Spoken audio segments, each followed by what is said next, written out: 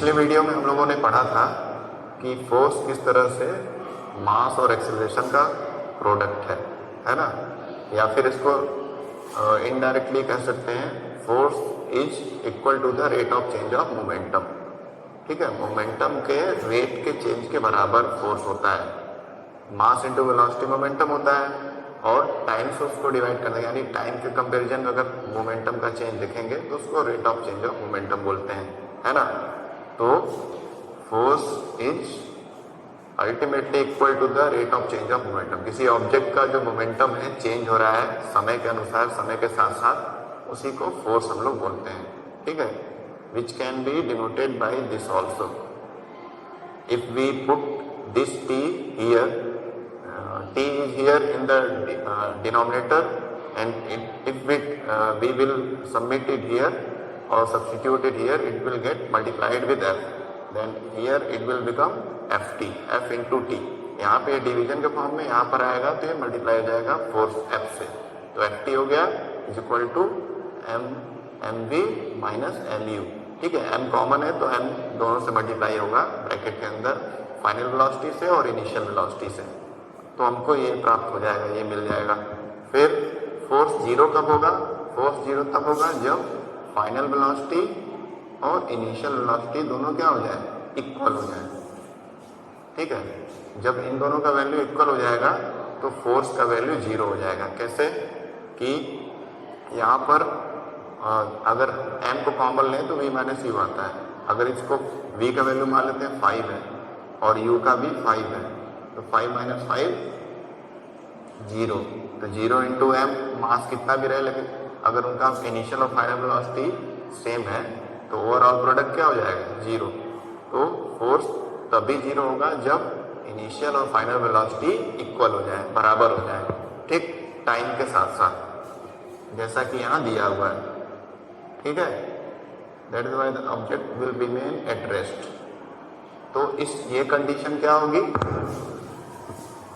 कि जब फोर्स 0 हो जाएगा, यानी इनिशियल वेलोसिटी फाइनल वेलोसिटी के बराबर है, और this means that object will continue moving with uniform velocity. इसका अर्थ यह है कि ऑब्जेक्ट जो है एक यूनिफॉर्म, एक सेम गति से चलता रहेगा, है ना, यानी उसकी गति और समय में फर्क नहीं होगा। जैसे जितना समय लेगा उतने ही समय में उसका स्पीड भी उतना ही रहेगा, उसमें डिफरेंसेस चेंजेस नहीं आएंगे कि बहुत ज़्यादा स्पीड हाई हो गया, वेलोसिटी हाई या लो हो गया, तो ऐसा नहीं होगा।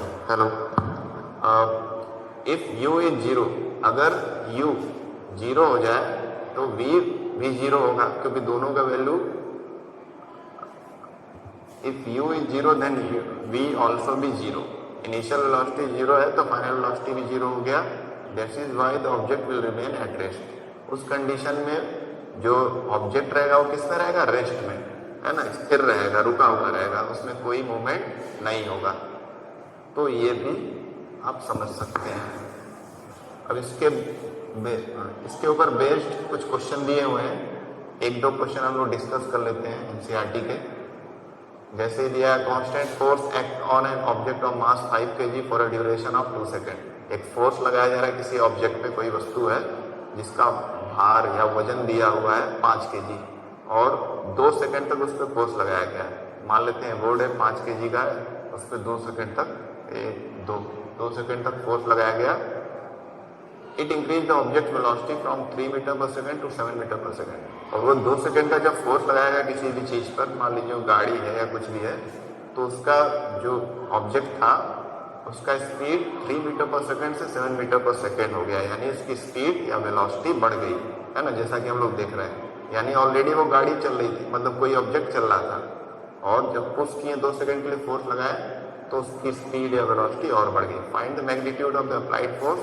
नाउ इफ द फोर्स, इसमें 2 चीज़ें पूछी हैं। पहले तो इस कंडीशन इतने के बेसिस पे फोर्स पूछा है, फिर if the force was applied for duration of 5 second, अगर फोर्स 5 सेकेंड के लिए लगाया जाए तो फाइनल वेलोसिटी क्या होगी। ये तो 2 सेकेंड लगाया जा रहा है तो वेलोसिटी में काफ़ी चेंजेस नजर आ रहे हैं, 4 मीटर पर सेकेंड का डिफरेंस आ रहा है, तो 5 सेकेंड लगाएंगे तो फाइनल वेलोसिटी क्या होगी, ये दूसरा हमारा क्वेश्चन है। तो पहला क्वेश्चन कर लेते हैं। इसके लिए हमको स्क्रीन थोड़ा सा मोबाइल का बंद करना पड़ेगा। क्या क्या दिया है नोट डाउन कर लेते हैं पहले। 5 kg मास, या इधर ही करते हैं, मास गिवन डाटा जो है, मास कितना है 5 kg, और टाइम 2 सेकेंड। ये हमारा इनिशियल वेलोसिटी होगा, ये फाइनल वेलोसिटी, ठीक है, क्योंकि यहाँ इतने से इतना हो गया है, फाइनली उतना हो गया है। तो इनिशियल वेलोसिटी 3 मीटर पर सेकेंड है, फाइनल वेलोसिटी 7 मीटर पर सेकेंड है। तो फोर्स पूछा है, तो जैसा कि हम लोग जानते हैं, वी नो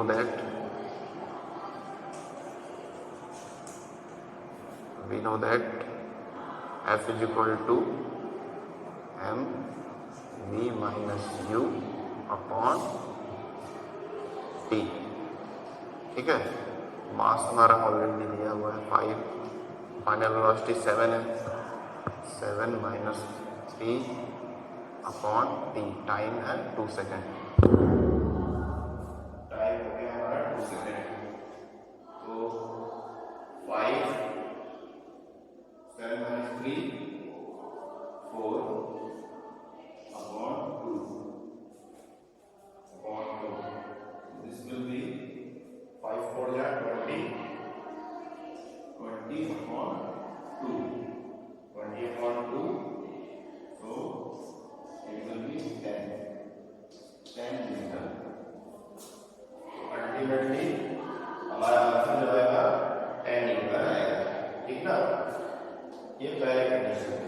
दूसरा जो कंडीशन है वो क्या दिया है, अगर हम लोग फोर्स को 5 सेकंड के लिए लगाए, यानी टाइम 5 सेकंड लगाए, ठीक है। तो ये पहला कंडीशन हमारा क्वेश्चन है। अब ये दूसरे कंडीशन का सॉल्यूशन है कि दूसरे कंडीशन में क्या आएगा, if we apply the force for 5 second और 5 second, time now become 5 second, ठीक है। 5 सेकेंड का फोर्स लग रहा है। तो फार्मूला हम लोग यूज करेंगे, पहले फार्मूला हम लोग यूज करेंगे,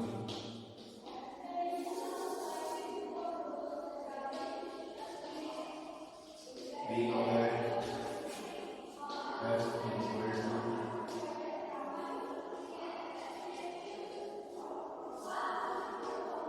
तो ये फार्मूला हो गया। हमको क्या निकालना है, final velocity v, here to find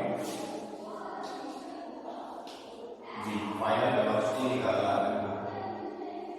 तो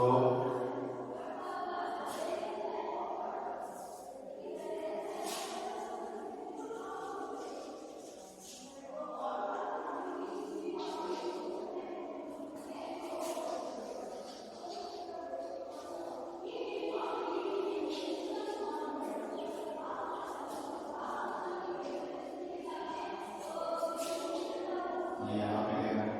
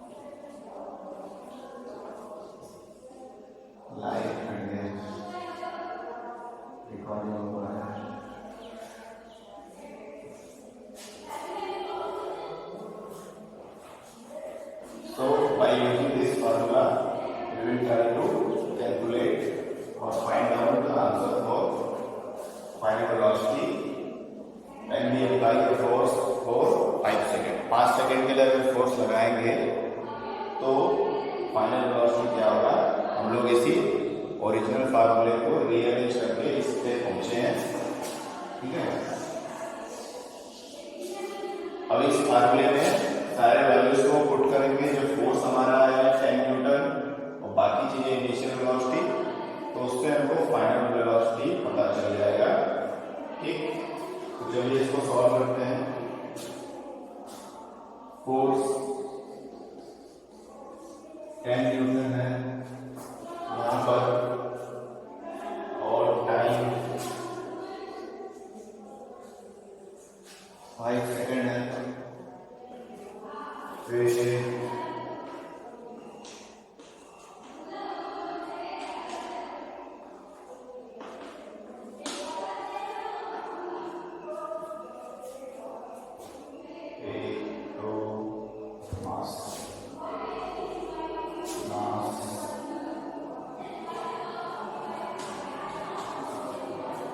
these are the values को पुट करते हैं।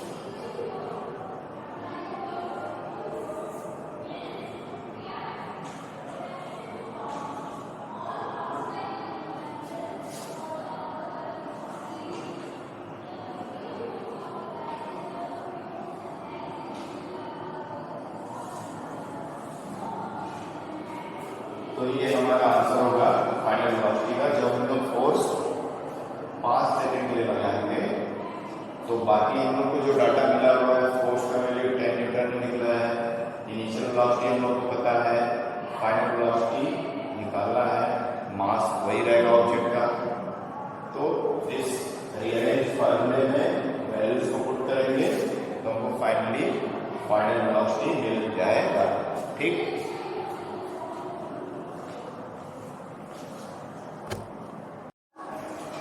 हेलो, तो बच्चों एक क्वेश्चन हो गया, अभी दूसरे पे आते हैं हम लोग। सेकंड क्वेश्चन न्यूमेरिकल प्रॉब्लम, उसको समझ लेते हैं किस तरह से करना है। ये सारे जो क्वेश्चन अभी हम लोग देख रहे हैं एनसीईआरटी में, इसको थोड़ा प्रैक्टिस कर रहे हैं। ये सारे सेकंड फार्मूला पे, न्यूटन के सेकंड इक्वेशन ऑफ मोशन से जो फार्मूला डिराइव हुआ है mathematical, force is equal to mass into acceleration, उसी पे बेस्ड क्वेश्चन है, ठीक है। इसको आप घर पे भी कर सकते हैं। मैं 1-2 क्वेश्चन आपको समझा दे रहा हूँ, अगर जिनको नहीं समझ में आ रहा है तो इसको इजीली कैच कर सकते हैं। और इसकी हेल्प से और भी क्वेश्चन ऑनलाइन अवेलेबल हो तो वो भी कर सकते हैं। यहाँ पे आपको सोल्यूशन तो ऑलरेडी दिया हुआ है, तो इससे आप समझिए ध्यान से। जैसे कि ये दिया है second question, which would require greater force accelerating a 2 kg mass at 5 metre पर सेकेंड स्क्वायर और 4 kg मास एट 2 मीटर पर सेकेंड स्क्वायर। तो बोल रहा है कि एक 2 kg का कोई वस्तु है, 2 किलोग्राम का, और उस पे किसी एक को 5 मीटर पर सेकेंड स्क्वायर की एक्सेलरेशन से धकेला जा रहा है, ठीक है, और मतलब वो चल रहा है, और दूसरा 4 kg का, वो 2 मीटर पर सेकेंड स्क्वायर के एक्सेलरेशन से मूव हो रहा है, एक्सेलरेट हो रहा है। तो इन दोनों पे कितना फोर्स लगेगा? तो सिंपल सा फार्मूला है, force is equal to mass into acceleration. देखिए फोर्स का फार्मूला ये भी है और एक फोर्स का फार्मूला इसी का दूसरा फॉर्म है, जिसमें एक्सेलरेशन को पूरे एक्सपेंडेड फॉर्म में लिखा गया है, जिसको rate of change of momentum की तरह भी बोलते हैं हम लोग। तो कभी इसका इस्तेमाल कर सकते हैं, कभी पिछला वाला जैसे मैंने समझाया वीडियो, उस तरह भी कर सकते हैं। तो फिलहाल तो यहाँ मास दिया है, एक्सेलरेशन दिया है, मास एक्सेलरेशन, तो डायरेक्टली हम लोग इस फार्मूले में पुट कर लेंगे। तो 2 कंडीशन दी है। तो क्वेश्चन नंबर 2 के लिए F1 कर सकते हैं। पहले कंडीशन के लिए फोर्स F1 कर देंगे, F1 is equal to M1 a1। तो f1 क्या होगा, मास हमारा कितना है 2 kg, 2 kg इंटू एक्सेलरेशन है 5 मीटर पर सेकेंड स्क्वायर, तो आ जाएगा 5 2 जा 10। F1 हमारा आ गया 10 न्यूटन। ठीक, अब दूसरे कंडीशन पर फोर्स का वैल्यू निकालते हैं। F2 is equal to M2 A2, है ना। तो यहाँ पे मास क्या है 4, एक्सेलरेशन 2। हमारा M2 है 4 और A2 एक्सेलरेशन है 2, 4 2 जा 8। और फोर्स का यूनिट न्यूटन है, तो हमेशा कैपिटल N से लिखेंगे और उसको बोलेंगे न्यूटन। ये नहीं कि N लिखें तो N ही बोलेंगे, 8N नहीं 8 न्यूटन बोलेंगे। ठीक है, ये तो सिंबल केवल है उसके यूनिट का फोर्स के। तो अब मेन क्वेश्चन जो पूछा था कि ये दो जो ऑब्जेक्ट के अलग अलग वेट के और उनका एक्सेलरेशन, रेट ऑफ एक्सेलरेशन जो है या एक्सेलरेट जो कर रहे हैं वो ऑब्जेक्ट अलग अलग एक्सेलरेशन से कर रहे हैं, उनका एक्सेलरेशन का रेट अलग है, ओवरऑल करने का ये मतलब है, और मास भी अलग है। तो किस पे ज़्यादा फोर्स लगेगा, ठीक है, किस पे ज़्यादा फोर्स लगाना पड़ेगा। तो पहले ऑब्जेक्ट पे 10 न्यूटन, दूसरे ऑब्जेक्ट पे 8 न्यूटन, है ना। तो किस पे ज़्यादा फोर्स लग रहा है, इस पे, पहले ऑब्जेक्ट पे, है ना। तो पहले ऑब्जेक्ट पे ज़्यादा फोर्स लगेगा as compare to second object. Clearly दिख रहा है, सिंपल से फार्मूले से हम लोग फोर्स का वैल्यू निकाल दिए, है ना। इसमें भी वही आपको करके दिखाया हुआ है। तो ऑब्जेक्ट विच है mass of 2 kg will require greater force as compare to object which है मास ऑफ 4 kg। ठीक है, तो F1 is greater than F2। F1 जो है F2 से बड़ा है। फोर्स 1 जो है पहले ऑब्जेक्ट पे जो लग रहा है वो उस किससे बड़ा है, फोर्स 2 से, दूसरे ऑब्जेक्ट पे जो फोर्स लग रहा है। ठीक, तो ये हो गया।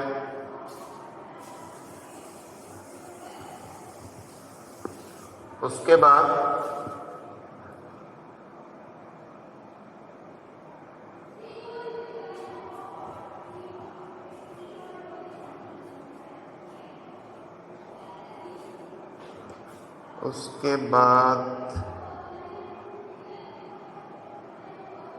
और क्या क्वेश्चन दिया हुआ है, वेलोसिटी दिया है। अच्छा, इट टेक्स 4 सेकेंड, काफी लेंदी लग रहा है, केवल देखने में लेंदी है। तो तीसरे क्वेश्चन पे आते हैं। इसमें क्या दिया है कि हेलो, इसमें एक मोटर कार है, कोई कार है, तो उसकी वेलोसिटी किलोमीटर पर आवर में दी है 108 kilometre per hour, and it takes 4 second to stop after the brakes are applied. और ब्रेक जब लगाते हैं गाड़ी पे, आप देखे होंगे साइकिल या गाड़ी पर, तो थोड़ी देर बाद थोड़ा सा चल करके पहिया घूम करके ही रुकता है, तुरंत ऑन द स्पॉट नहीं, कुछ सेकेंड या कुछ मिनट तो नहीं लगता है, कुछ सेकेंड में रुकता है। तो वही दिया है 4 सेकेंड में इस मोटर कार जो इसका वेलोसिटी है चल रही है, उस ब्रेक लगाएंगे तो 4 सेकेंड बाद वो रुकता है। Calculate the force exerted by the brake on the motor car if its mass along with the passenger is 1000 kg। जो कार मोटर कार का मास है और पैसेंजर का मास दोनों का इंक्लूड करके 1000 kg है। ठीक है, और कितना फोर्स लगेगा इस कार मोटर कार को रोकने के लिए जिसमें ड्राइवर या पैसेंजर बैठा हुआ है ऑलरेडी, है ना। तो चलिए करते हैं इसको। सबसे पहले तो वेलोसिटी को हम लोग मीटर पर सेकेंड में कन्वर्ट कर लेंगे। वेलोसिटी हमारा कितना दिया हुआ है, एक मिनट, यहाँ पे लिखा है motor car is moving with the velocity of this. Moving मतलब यानी वो गाड़ी इस रफ्तार से चल रही है, यानी उसकी ये इनिशियल वेलोसिटी है 108 किलोमीटर पर आवर। और ब्रेक लगाएंगे तो जाकर रुक जाएगा, तो फाइनल वेलोसिटी क्या हो जाएगा, 0। और टाइम कितना दिया हुआ है 4 सेकेंड, एंड मास दिया हुआ है कार और पैसेंजर या ड्राइवर का टोटल लेकर के 1000 kg, है ना। ये चारों चीज़ें रिक्वायर्ड जो होती हैं फोर्स के फार्मूले में वो सारी दी हुई हैं।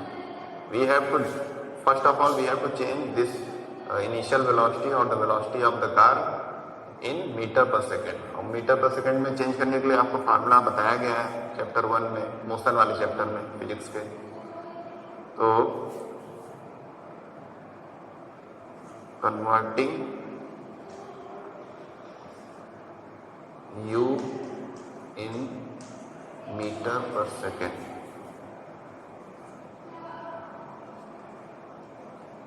मीटर पर सेकेंड में चेंज करने के लिए क्या करते हैं, जो भी वेलोसिटी दिया है किलोमीटर पर आवर में उसको 5/18 से मल्टीप्लाई करते हैं, ठीक ना। तो 18 के टेबल में 108 अगर आप 18 का टेबल भी कर सकते हैं, इसको छोटे नंबर से फैक्टर से काट सकते हैं 2 से भी। फिलहाल मैं 18 का टेबल डायरेक्टली इसको काट रहा हूँ। 18 × 18, 18 × 6 108, ठीक ना। 18 कम 18, 18 छके 108, 18 × 6 108 आ गया। तो ये हो गया 6 × 5 यानी कि 30 मीटर पर सेकेंड, ठीक ना। ये हो गया इनिशियल वेलोसिटी मीटर पर सेकेंड में, ये हमारा मीटर पर सेकेंड में कन्वर्ट हो गया, ठीक। अब हम इसको फोर्स के फार्मूले में लिखते हैं, F = mv - u upon t। मास 1000 kg है, फाइनल वेलोसिटी हमारा 0 है, इनिशियल वेलोसिटी कितना है 30 मीटर पर सेकेंड, टाइम कितना दिया हुआ है 4 सेकेंड। तो ये 0 में से -30 जाएगा तो -30 बचेगा, तो 1000 × -30, है ना।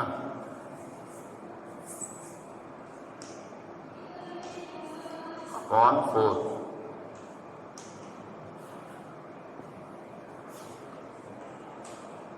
एक 2 3,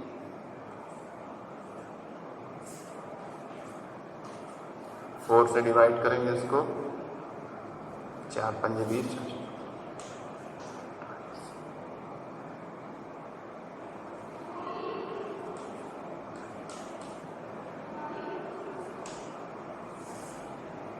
वेट।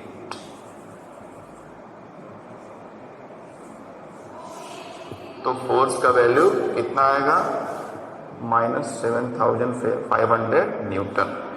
माइनस में क्यों आ रहा है, क्योंकि यहाँ पे फाइनल वेलोसिटी जो उसका रेट ऑफ एक्सेलरेशन है या rate of change of velocity है, फाइनली जाकर 0 हो जा रहा है, ब्रेक लगाने पर कम हो जा रहा है। चूंकि फाइनल वेलोसिटी हमेशा ग्रेटर होना चाहिए इनिशियल से, तभी वैल्यू पॉजिटिव आता है। यहाँ पे फाइनल वेलोसिटी 0 हो गया और इनिशियल वेलोसिटी उससे ज़्यादा है, तो इसलिए हमारा वैल्यू जो है निगेटिव आ रहा है, यानी डी एक्सेलरेट कर रहा है ऑब्जेक्ट। ब्रेक लगाने पे वो बढ़ नहीं रहा है ऑब्जेक्ट, रुक जा रहा है। तो डी एक्सेलरेशन का केस है या रिटार्डेशन का केस है, इसलिए फोर्स यहाँ पर माइनस में आ रहा है, -7500 न्यूटन, ठीक। इस तरह से आप बहुत सारे क्वेश्चन सॉल्व कर सकते हैं। सिंपल सा फार्मूला दिया है फोर्स का, या तो ये फार्मूला लगाएंगे या इसी को दूसरा चेंज करते हैं, तो फोर्स = मास × एक्सेलरेशन। ये 2 फार्मूले का यूज करके आप सिंपल से क्वेश्चन सॉल्व कर सकते हैं। सारी चीज़ों को ध्यान में देना होगा कि ऑब्जेक्ट का इनिशियल स्पीड या वेलोसिटी क्या है, फाइनल वेलोसिटी क्या है, तो इजीली सारा हो जाएगा। आइए नेक्स्ट करते हैं अब।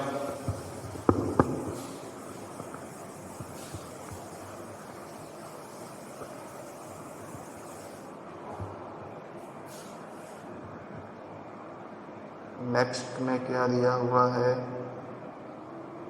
ये क्वेश्चन करेंगे, एक और क्वेश्चन कर लेते हैं, बाकी आप लोग उससे घर पर करिएगा एज ए होमवर्क, इसको समझ लेते हैं। ऐसे तो किया हुआ है सारा ये। We are just trying to understand how this question will be implemented और solve by us in a simple way, है ना। बुक में लिखा तो है लेकिन उसको हम लोग समझ रहे हैं, ताकि जितना सिंपल तरीके से समझ लेंगे उतना ईजी है। बहुत सारे बच्चों को समझ में आ गया होगा, कुछ को नहीं आया होगा, तो जिनको नहीं समझ में आया वो ध्यान से समझ लें इसको। A force of 5 Newton gives a mass m1 and acceleration of 10 meter per second square and a mass m2 and acceleration of 20 meter per second square. What acceleration would it give if both the masses were tied together? तो इसमें क्या बोला है कि 5 Newton का force लगा है किसी ऑब्जेक्ट जिसका मास m1 है और दूसरा जो ऑब्जेक्ट है m2 मास, उस पर 10 मीटर पर सेकेंड 5 न्यूटन का फोर्स लगा है m1 मास पे जिसका एक्सेलरेशन 10 मीटर पर सेकेंड स्क्वायर है। दूसरा एक m2 मास है जिस पे एक्सेलरेशन 20 मीटर पर सेकेंड स्क्वायर है ना। तो यानी दोनों पे मास इक्वल लग रहा है, एक्सेलरेशन दोनों का डिफरेंट है। तो पिछले क्वेश्चन का हम लोग कर रहे हैं जो अभी ऊपर मैंने किया है। फोर्स है 5 न्यूटन, m1 हम लोग को पता नहीं है, मास 1, m2 भी पता नहीं है, एक्सेलरेशन यानी पहले वाले मास के लिए एक्सेलरेशन कितना था 10 और 20। ये 10 मीटर पर second square, A2 second mass के लिए एक्सेलरेशन क्या है 20 मीटर पर सेकेंड स्क्वायर। ये सारी चीज़ें दी हैं। अब हम लोग को पहले तो फोर्स के फार्मूले से हर एक ऑब्जेक्ट का मास निकालना पड़ेगा। फोर्स दिया हुआ है, दोनों ऑब्जेक्ट पे सेम फोर्स लग रहा है 5 न्यूटन का और दोनों के एक्सेलरेशन दिए हैं, मास दोनों का पता करना है। So we know that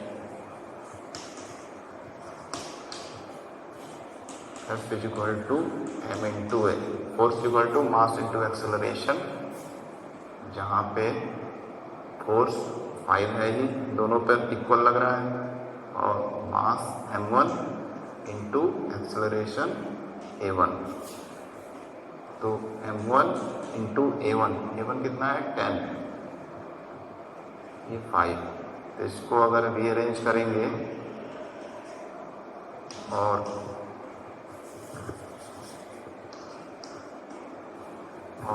ten m1 is equal to 5, तो m1 इज इक्वल टू 5/10 यानी कि 0.5 kg। 0.5 kg यानी हाफ kg। ये पहले वाले का मास आया है। इसी तरह से हम लोग क्या करेंगे, दूसरे का निकालेंगे। फोर्स तो वही है m2 इंटू a2। अभी तो स्टार्ट हुआ, लाइट कट गया था। Hello hello hello hello. हाँ, तो force equal to m2 into a2 हो गया। m2 हमको पता नहीं है, फोर्स वही 5 है। a2 कितना है 20 मीटर पर सेकेंड स्क्वायर। सो और m2 is equal 20 m2 equal to 5। So m2 is equal to, ये पूरा ट्रांसपोज कर दे रहा हूँ मैं, इसमें भी किया था उसमें भी, ये सारा इस तरह ट्रांसपोज, क्योंकि इक्वल है, एक इक्वेशन है, दोनों साइड इक्वल है, चाहे इसको इधर लिखें चाहे इसको इधर लिखें, कोई फर्क नहीं पड़ता है। तो एक तरह से ट्रांसपोज कर रहे हैं, जस्ट रिवर्स कर दे रहे हैं पूरे इक्वेशन को, because both side are equal. Left hand side is equal to right hand side. और फिर यहाँ ये इसमें मल्टीप्लाई में, इधर जाके क्या हो जाएगा डिवाइड में, क्योंकि m2 के साथ 20 मल्टीप्लाइड के फॉर्म में।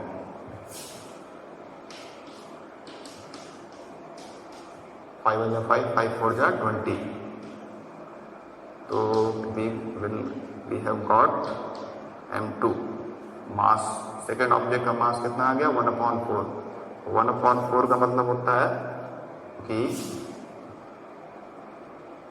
0.25 kg, है ना। ये m2 हो गया, ये हमारा m1 था, दोनों ऑब्जेक्ट के मास निकल गए। अब इसमें पूछा क्या था कि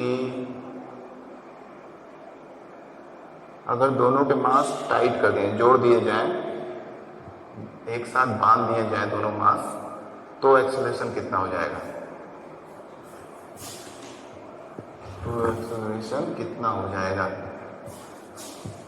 if both m1 and m2 are tied together, if both m1 and m2 are tied together, then mass is equal to m1 plus m2, है ना। जब दोनों को जो बांध देंगे तो दोनों का मास ऐड करेंगे तो कितना आ जाएगा मास हमारा?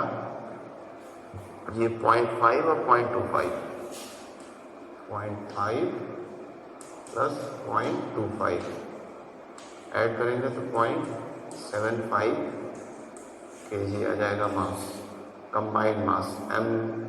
इसको m3 भी लिख सकते हैं।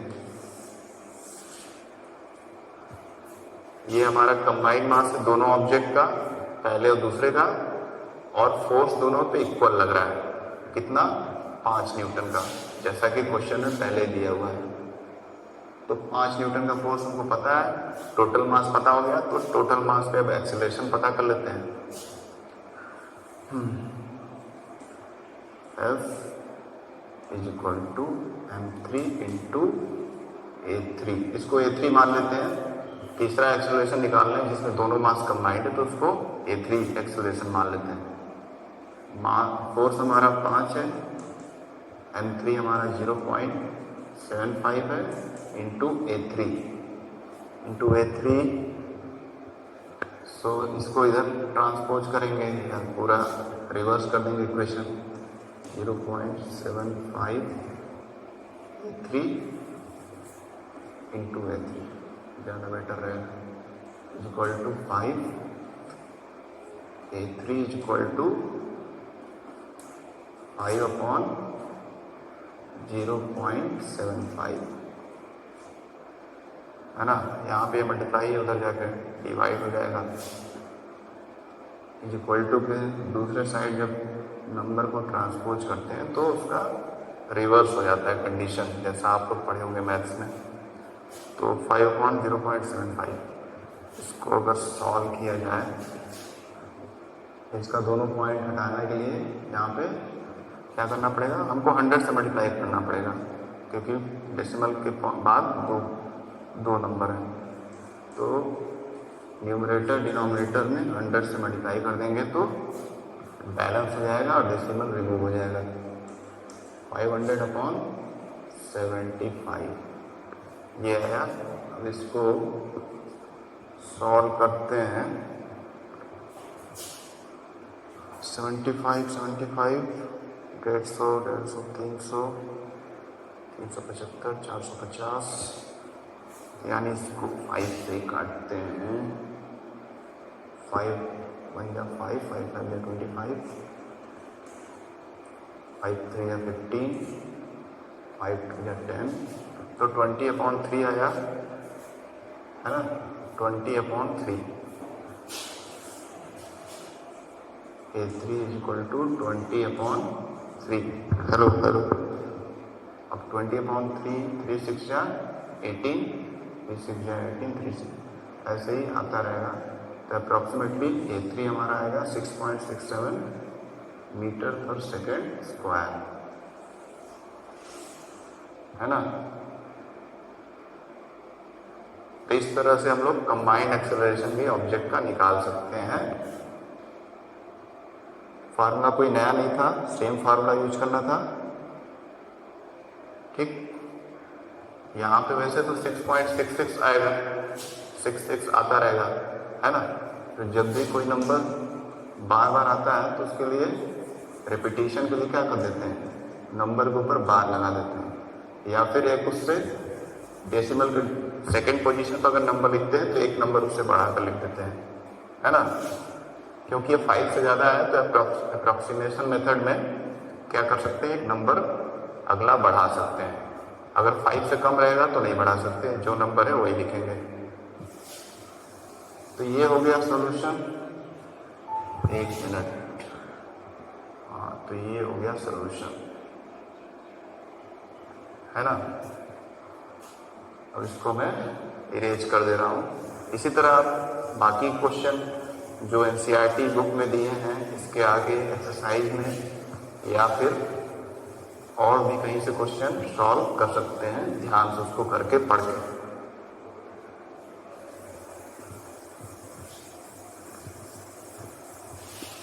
अब हम लोग आगे पढ़ते हैं। बाकी न्यूमेरिकल आप खुद से घर पे करिए। जैसे ग्राफिकल दिया है, ग्राफिकल भी ज़्यादा टफ नहीं है, इजी सा है, देखने में टफ है, आप इसको पढ़ेंगे तो आसानी से हो जाएगा। अब आता है थर्ड लॉ ऑफ मोशन। ये हम लोग का अगला टॉपिक है, थर्ड लॉ ऑफ मोशन। अभी तक हम लोगों ने न्यूटन का फर्स्ट लॉ पढ़ा। फर्स्ट लॉ में लॉ ऑफ इनर्शिया आया, है ना। ओवरऑल फर्स्ट लॉ जो है इनर्शिया के अराउंड था कि इनर्शिया क्या होता है। सेकेंड जो लॉ था वो फोर्स के अराउंड था कि rate of change of momentum force के बराबर है, और फोर्स किसी चीज में, किसी ऑब्जेक्ट में मोशन लाता है या मूवमेंट लाता है ना। अब थर्ड जो है उसके बारे में थोड़ा सा पढ़ लेते हैं। The first two law of motion tell us how an applied force changes the motion and provide us with method of determining the force. पहले जो 2 लॉ थे मोशन के जो न्यूटन ने दिए, उसमें हम लोगों को पता चला कि कैसे फोर्स जो है चेंजेस लाता है किसी चीज के मोशन में। कोई चीज चल रही है, रुकी है, उसमें मोशन कैसे लाता है फोर्स, और किस तरह से हम लोग फोर्स को कैलकुलेट कर सकते हैं, डिटरमाइन कर सकते हैं। तो फोर्स को पता करने के लिए अभी हम लोगों ने बहुत सारे क्वेश्चन किए, 2-3 क्वेश्चन, है ना। तो वो फार्मूले से हम लोग फोर्स निकाल सकते हैं, और साथ में हम लोगों ने ये भी जाना कि फोर्स कैसे चेंजेस लाता है ऑब्जेक्ट में, उनके मोशन में। तो ये तो हम लोगों ने पहले दूसरे लॉ में पढ़ा। अब क्या है, the third law of motion that's that when object exert a force on another object the second object instantaneously exerts the force back on the first. तो इसमें हम लोग क्या पढ़ेंगे कि अगर कोई ऑब्जेक्ट है, मान लेते हैं, और ये किसी दूसरे ऑब्जेक्ट पे फोर्स लगा रहा है ना, तो ये ऑब्जेक्ट भी उस पर उतना ही फोर्स लगाएगा। ठीक, जैसे कोई किसी को थप्पड़ मारता है तो जितना तेज से उसको थप्पड़ मारेगा उतने ही तेज से उसके हाथ के हथेली पर भी दबाव आएगा, उसको दर्द महसूस होगा, है ना। तो या फिर कोई किसी को, जैसे टीचर कभी कभी गलती करने बच्चों को मारते हैं, डंडे से मारते हैं हाथ पे, तो जितने तेज से मारेंगे उतने तेज से उनके हाथ को झटका लगेगा मारते समय। तो जब भी कोई फोर्स अप्लाई होता है किसी ऑब्जेक्ट पे, एक ऑब्जेक्ट दूसरे पे अप्लाई करता है, तो वो ऑब्जेक्ट भी पहले वाले पे उतना ही फोर्स एक्सर्ट करता है, उतना ही फोर्स वो उस पे जवाब में देता है। These two forces are always equal in magnitude but opposite in direction। ये दोनों ही फोर्स इक्वल होते हैं। अगर ये मान लेते हैं, ये थोड़ा सा बड़ा बना के समझें तो ज़्यादा बेटर रहेगा। ये मान लेते हैं कि सर्कुलर ऑब्जेक्ट है, इसने फोर्स लगाया 10 न्यूटन का, तो जितना फोर्स ये लगाया उतने ही फोर्स से ये रेक्टेंगुलर या स्क्वायर शेप ऑब्जेक्ट इस पे लगाएगा 10 न्यूटन का। दोनों का फोर्स क्या है, इक्वल अमाउंट में, लेकिन अपोजिट डायरेक्शन में। फोर्स तो लगेगा, इक्वल भी लगेगा, लेकिन उनका डायरेक्शन अपोजिट रहेगा।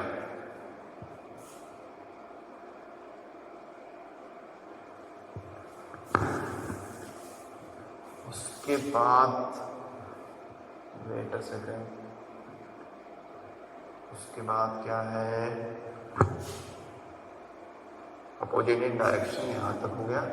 These forces act on different object and never on the same object। ये जो फोर्स लगते हैं हमेशा डिफरेंट ऑब्जेक्ट पे लगते हैं, सेम ऑब्जेक्ट पे नहीं।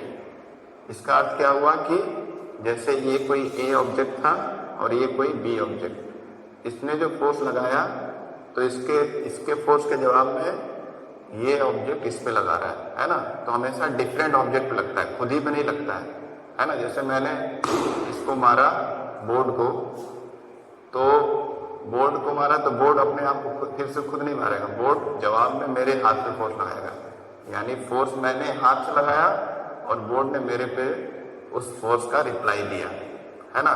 तो यानी यहाँ पे सेम ऑब्जेक्ट पे फोर्स नहीं लगता है, डिफरेंट ऑब्जेक्ट पे लगता है। कभी भी सेम ऑब्जेक्ट पे एक्शन रिएक्शन ये नहीं होता है ना। किसी चीज पे हम लोग एक्शन कर रहे हैं, उसका रिएक्शन मिल रहा है, तो ये फोर्स का एक्शन रिएक्शन फॉर्म इस लॉ में हम लोग पढ़ रहे हैं। In the game of football, जैसे कि फुटबॉल के गेम में कोई फुटबॉल को देख रहा है, उसको किक करना चाह रहा है बहुत तेज फोर्स से, जितना उसमें ताकत है, लगाना चाह रहे हैं कि बहुत दूर तक चला जाए ग्राउंड में, तो collide with the player of the opposite team.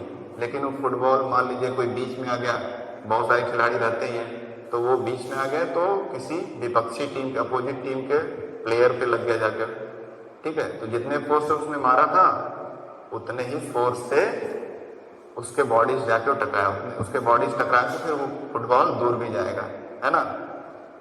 तो both the feel hurt because each applies force to the other, और दोनों ही फोर्स, दोनों पे फोर्स लग रहा है इक्वल अमाउंट में, तो दोनों को ही हर्ट होगा।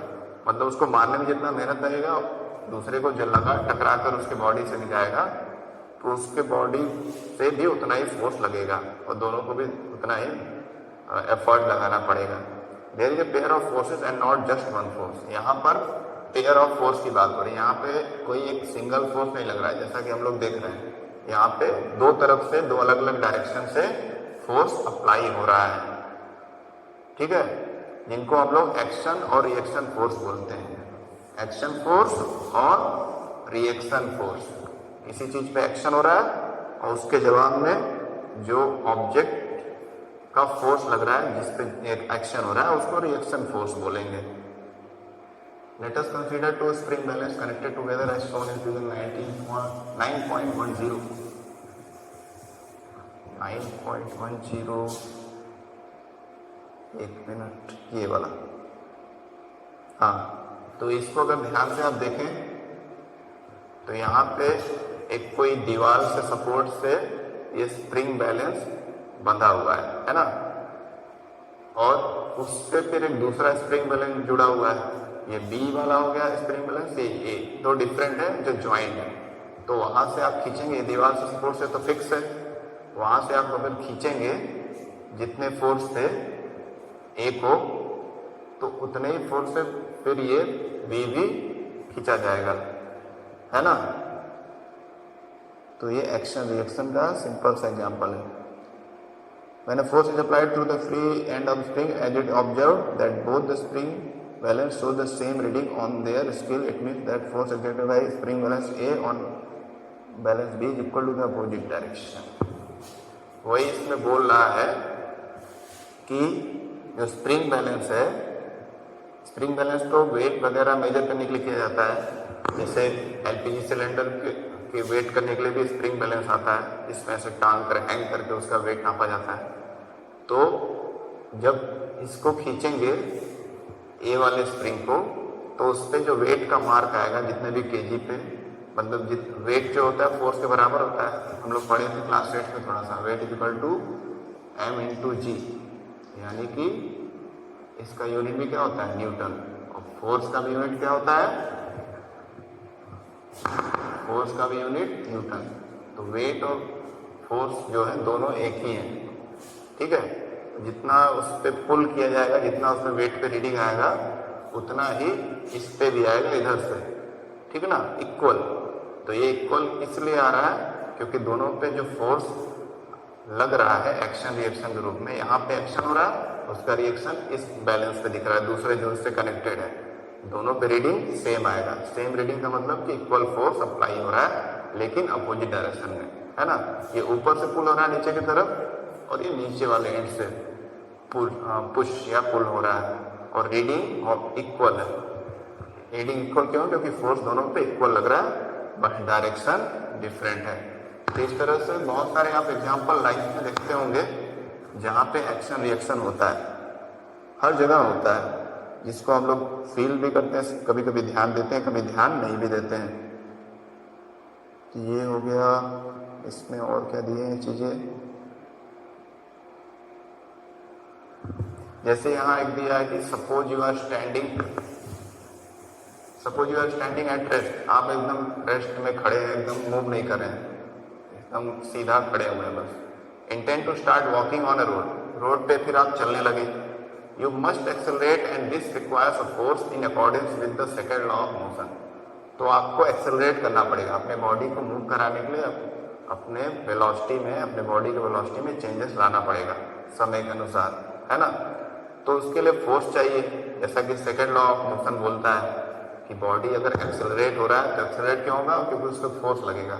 बिना फोर्स के तो कोई चीज़ ऑब्जेक्ट मूव नहीं करेगा, एक्सेलरेट नहीं होगा।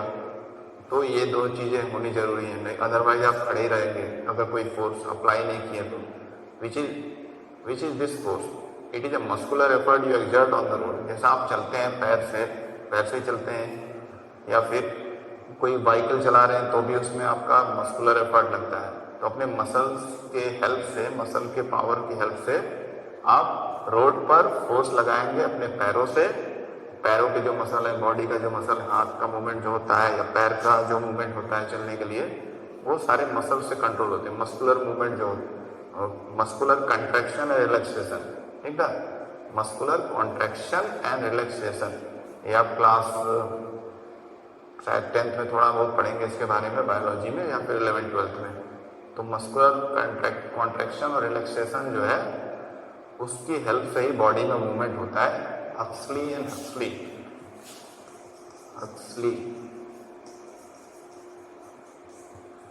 हक्सली नाम से शायद, ये एग्जैक्ट स्पेलिंग याद नहीं है। हक्सली एक है, थ्योरी दिए थे साइंटिस्ट हैं मस्कुलर मूवमेंट का। मसल में जब कॉन्ट्रैक्शन, मसल जब सिकुड़ता है, फैलता है, तो उसके बारे में इन्होंने बताया था, थ्योरी दिया था, और जिसकी हेल्प से बॉडी मूव करता है। तो बस इतना जानिए, बाद में आपको पढ़ना ही है इसके बारे में। तो मस्कुलर एफर्ट से ही हम लोग रोड पर चल पाएंगे, है ना। Is it in the direction of we attend to move, जो हम जिस डायरेक्शन में जाना चाहते हैं उधर ही हम लोग जा रहे हैं। बिल्कुल हम लोग जो डिसाइड करेंगे जिधर मूव करना है बॉडी को, उधर ही जाएंगे। No you push the road below backward, हम लोग क्या करेंगे, किधर जाएंगे, रोड के तरफ बैकवर्ड जाएंगे। हम लोग सीधा जाएंगे, लेकिन रोड क्या करेगा, हमारे ऊपर अपोजिट डायरेक्शन में फोर्स लगाएगा। जैसा कि हम लोग पढ़े थे फोर्स ऑफ फ्रिक्शन में। फोर्स ऑफ फ्रिक्शन क्या होता है कि वो मोशन को अपोज करता है, किसी भी ऑब्जेक्ट के मोशन को रोकता है ना। अगर कोई ऑब्जेक्ट इधर जा रहा है तो फ्रिक्शन फोर्स उसके अपोजिट लगेगा। इसी तरह हम लोग रोड पे अगर इधर जा रहे हैं तो जो रोड है या सरफेस जो है हमारे बॉडी के जो एफर्ट है उसके अपोजिट डायरेक्शन में फोर्स लगाएगा, है ना, बैकवर्ड डायरेक्शन में। The road exert an equal opposite force on your feet to make you move forward. तो रोड इस तरह से आपके बॉडी पर या आपके पैरों पर इक्वल और अपोजिट डायरेक्शन में फोर्स लाएगा। तो यहाँ भी एक्शन और रिएक्शन हो रहा है। जितने फोर्स से हम लोग आगे बढ़ रहे हैं उतने फोर्स से रोड जो है हमारे पैरों को अपोजिट डायरेक्शन में धकेल रहा है। इसलिए हम लोग थोड़ा स्टेबल अवस्था में चल रहे हैं। अगर वो फोर्स नीचे से ना लगे तो हम लोग फिसलते जाएंगे। जैसे फ्रिक्शनलेस सरफेस रहता है, कोई फ्रिक्शन ना रहे सरफेस पे तो हम लोग फिसल सकते हैं, स्किड कर सकते हैं। तो वही सिचुएशन यहाँ पर हो सकता है। It is important to note that even though the action and the reaction forces are always in equal magnitude. Action और रिएक्शन फोर्स जो लगते हैं किसी भी ऑब्जेक्ट पे वो इक्वल होते हैं, उनका वैल्यू सेम होता है। दिस फोर्सेस में not produce acceleration of equal magnitude, लेकिन हो सकता है कि इसमें एक्सेलरेशन जो हो रहा है वो इक्वल ना हो, लेकिन फोर्स इक्वल होता है। इन पे जो फोर्स लगता है, जिस भी डायरेक्शन में ऑब्जेक्ट जा रहा है उसके अपोजिट में हो रहा है, या कोई फोर्स लग रहा है उसके अपोजिट में जो फोर्स रिस्पॉन्स में आ रहा है रिएक्शन के फॉर्म में, वो तो इक्वल रहेगा, लेकिन एक्सेलरेशन जरूरी नहीं कि इक्वल रहे, ठीक ना। This is because each force act on a different object that may have different mass. और हर ऑब्जेक्ट जो अलग अलग मास पे रहता है, ठीक ना। कोई अब इतने बड़े चीज को पीट रहे हैं, ठीक है, तो इतने बड़े चीज को आप पीट रहे हैं तो आपका मास और उस ऑब्जेक्ट का मास में डिफरेंस है। तो जो डिफरेंस है मास में, उसकी वजह से एक्सेलरेशन भी क्या होगा, फोर्स लगाने पे छोटा ऑब्जेक्ट तो उसमें एक्सेलरेशन ज़्यादा हो जाएगा, बड़ा ऑब्जेक्ट है तो एक्सेलरेशन कम होगा। इसका मतलब क्या हुआ, क्योंकि भारी भरकम चीज़ें उस पर फोर्स लगाएंगे तो बहुत थोड़ा ही मूव करेगा, एक्सेलरेट ज़्यादा नहीं करेगा। लेकिन कोई हल्का चीज़ है उस पर हल्का ही फोर्स लगाएं तो बहुत ज़्यादा एक्सेलरेशन हो जाएगा, उसमें बहुत तेज़ी से वो मूव कर जाएगा, है ना। इसलिए फोर्स तो इक्वल लगेगा, लेकिन चूंकि मास, ऑब्जेक्ट का मास डिफरेंट है, इसलिए उनके एक्सेलरेशन के वैल्यू भी क्या होंगे, डिफरेंट होंगे। When a gun is fired, it exerts forward force on the bullet exerts an equal opposite force on the gun. तो जब कोई गन फायर किया जाता है तो गन जो है एक फॉरवर्ड फोर्स, एक पार्टिकुलर डायरेक्शन में सामने की तरफ बुलेट को फायर करता है। Bullet exerts an equal and opposite force on the gun. Bullet जिस रफ्तार से निकलता है, जिस फोर्स से, उसी फोर्स से गन को पीछे की तरफ धकेलता है। गन जो है अपोजिट डायरेक्शन में जाता है। This result in the recoil of the gun. इसीलिए आप देखते होंगे कि फायरिंग करते समय या जो शूटिंग बच्चे सीख रहे हैं आप लोग, कुछ लोग, तो उसको क्लियरली फील किए होंगे कि जब फायरिंग की जाती है तो गन जो है कंधे को पीछे की तरफ धकेलता है, क्योंकि जितने फोर्स से बुलेट जा रही है सामने की तरफ, उतने ही फोर्स से रिएक्शन फोर्स अप्लाई हो रहा है बैकवर्ड डायरेक्शन में, जो आपको पीछे की तरफ धकेल रहा है। Since the gun has a much greater mass than the bullet, the acceleration of the gun is much less than acceleration of the bullet. अब यहाँ पे वही एक्सेलरेशन की बात आ गई कि फोर्स तो इक्वल लग रहा है अपोजिट डायरेक्शन में फायरिंग करते समय, लेकिन यहाँ पर जो गन का मास है, गन जो है भारी है ज़्यादा और बुलेट तो छोटा सा है, इसलिए गन में एक्सेलरेशन बहुत कम होगा। हमको फोर्स लगेगा इक्वल, लेकिन वो गन जो है बहुत उड़ के गोली की तरफ पीछे नहीं चली जाएगी क्योंकि भारी है, तो उसका एक्सेलरेशन बहुत कम होगा। जबकि बुलेट जो बहुत छोटी है उसमें एक्सेलरेशन बहुत ज़्यादा होगा, तो बहुत सन्न से निकलेगी और जो बंदूक है धीरे से पीछे आएगा। हालांकि फोर्स उतना लगेगा लेकिन मूवमेंट कम होगा बंदूक में। तो यही है एक्सेलरेशन में changes, but force is always equal and opposite in direction. The third law of motion can also be illustrated when a seller jump out of the rowing boat. As the sailor jumps forward, the force on the boat moves it backward. तो जैसे कि seller दिया, seller का meaning आप लोग जानते होंगे, नाविक, जो नाव चलाता है ना। तो कोई सेलर है, वो अपने नाव से जब बाहर निकलता है जंप करके, तो क्या होता है कि वो उसका जो बोट है पीछे की तरफ चला जाता है, ठीक है, क्योंकि जितने फोर्स से वो आगे की तरफ बढ़ेगा उतने फोर्स से रिवर्स डायरेक्शन में उसका बोट पीछे की तरफ चला जाएगा। ये भी एक्शन रिएक्शन का एग्जाम्पल है, जैसा कि आप देख रहे हैं। जैसे अब किनारे पे आ गया कोई सेलर, तो वो किनारे पे आकर उतरना चाह रहा है, थोड़ा सा फोर्स लगाएगा पैरों से पीछे की तरफ आगे बढ़ने के लिए, एक फॉरवर्ड डायरेक्शन में पैर और एक पीछे, ठीक है ना। तो जितने फोर्स से वो जोर लगा के, एफर्ट लगा के आगे बढ़ेगा, उतने फोर्स से ये ऑब्जेक्ट जो है हमारा नाव पीछे चला जाएगा। लेकिन नाव कितना दूर जाएगा वो डिपेंड करता है कि मास कितना है इस इंसान का, सेलर का और इस नाव का। जाहिर सी बात है कि नाव का वेट ज़्यादा होगा इस इंसान से, इसलिए ये इंसान जो सेलर है तो ज़्यादा दूरी तय कर लेगा इतने फोर्स में। लेकिन जो बैकवर्ड डायरेक्शन में रिएक्शन फोर्स है, ये एक्शन किया तो इस पर रिएक्शन आया, ये एक्शन इसका है, फॉरवर्ड डायरेक्शन में मूव कर रहा है ना। इसका मास भी कम है बोट से, तो ये ज़्यादा दूर तक जाएगा फोर्स अर्थात एक्शन ऑफ एक्शन फोर्स लगा करके। जबकि जो रिएक्शन इस पे हो रहा है ऑब्जेक्ट पे, यानी कि बोट पर, वो तो इक्वल हो रहा है एक्शन रिएक्शन फोर्स, लेकिन चूंकि मास इसका ज़्यादा है नाव का, इसलिए ज़्यादा दूर तक पीछे नहीं जाएगी, है ना। तो एक्सेलरेशन कम होगा नाव में as compare to acceleration in the movement of sailor, है ना। तो ये बहुत सारे कॉमन एग्जांपल आप लोग पढ़े होंगे, पढ़े तो नहीं होंगे, देखे होंगे डेली लाइफ में, और उसी के बारे में हम लोग पढ़ रहे हैं कि किस तरह से एक्शन रिएक्शन डेली लाइफ के हर चीज़ों में हम लोग ऑब्जर्व कर सकते हैं, उसको देख सकते हैं कि हर जो हम लोग काम करते हैं, जैसे मैं इसको रब कर रहा हूँ, इरेज कर रहा हूँ, इसमें भी एक्शन रिएक्शन हो रहा है। जितने फोर्स से मैं इसको साफ कर रहा हूँ उतने फोर्स से मुझे मेरे हाथ को ये धकेल रहा है ना। या मैं जितने फोर्स से लिख रहा हूँ उतने फोर्स से वो में उस पर रिएक्शन हो रहा है ना।